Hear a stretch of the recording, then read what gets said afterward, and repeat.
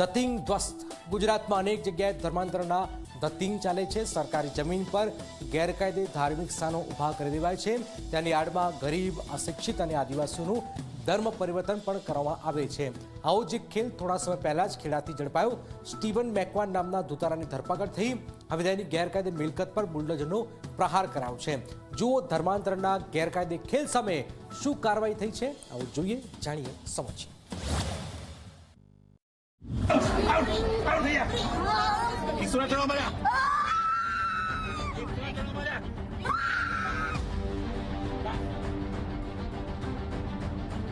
ગુજરાતમાં ધર્માંતરણનો ખેલ ફરી એકવાર ચર્ચામાં છે.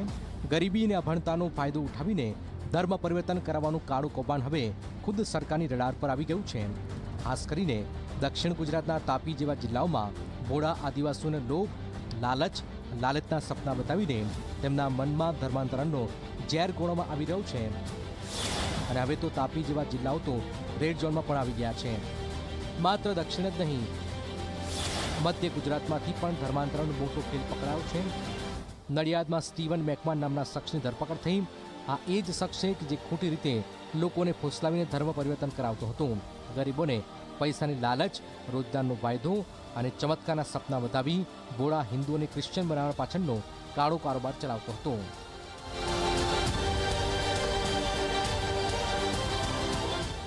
જે અનુસૂચિત જાતિ અને અનુસૂચિત જનજાતિના લોકો છે એને ત્યાં બોલાવી અને કોઈ પણ જાતની કાયદેસરની પ્રક્રિયા અનુસર્યા વગર એમનું ખ્રિસ્તી ધર્મમાં ધર્મ પરિવર્તન કરાવતા હતા.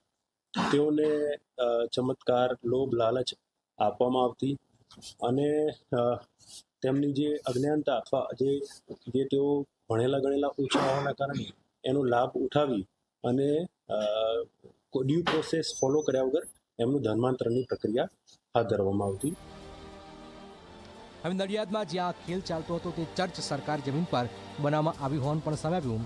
સરકારનું બુલડોઝર તે સ્થાન પર ફરી વળ્યું અને ધર્માંતરણનો આખો અડ્ડો સમતળ કરી દેવાયો.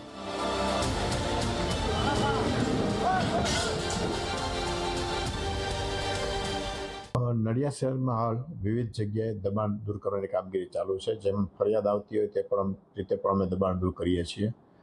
ફૂટપાથ પર, શાક માર્કેટમાં, વિવિધ રસ્તાઓ પર જે દબાણ કરતા લારી ગલ્લાઓ છે કે શેડ બનાવેલ છે એના પણ દબાણ દૂર કરીએ છીએ. એ જ રીતે આજે પણ કામગીરી ચાલુ છે, જેમાં ઇલીગલ કન્સ્ટ્રક્શન કરીને શેડ બનાવવાની ફરિયાદ હતી એમની પણ દબાણ દૂર કરવાની આજ કામગીરી ચાલુ છે. હિન્દુ સંગઠનોએ સરકારની આ કાર્યવાહીને વધાવી દીધી અને કહ્યું છે કે ધર્માંતરના આ ખેલને હવે બંધ થવો જોઈએ. આ જગ્યા જે છે નગરપાલિકાએ સ્ટીવન મેકવાન જ્યાં ધર્મ પરિવર્તનનું રેકેટ ચલાવતો હતો અને જે પકડાયું છે મોટું ષડયંત્ર, તો એનું નગરપાલિકાએ 15 દિવસ પહેલાં નોટિસ મારી હતી. એની જોડે ખુલાસા માંગ્યા, જવાબ માંગ્યા. એની જોડે કોઈ આધાર પુરાવા જવાબ છે જ નહીં અને વધારાના બાંધકામની પરવાનગી નથી. નગરપાલિકા દ્વારા વધારાની પરવાનગી વગરના જે બાંધકામ કર્યા છે એ બધા તોડી નાખવામાં આવ્યા છે.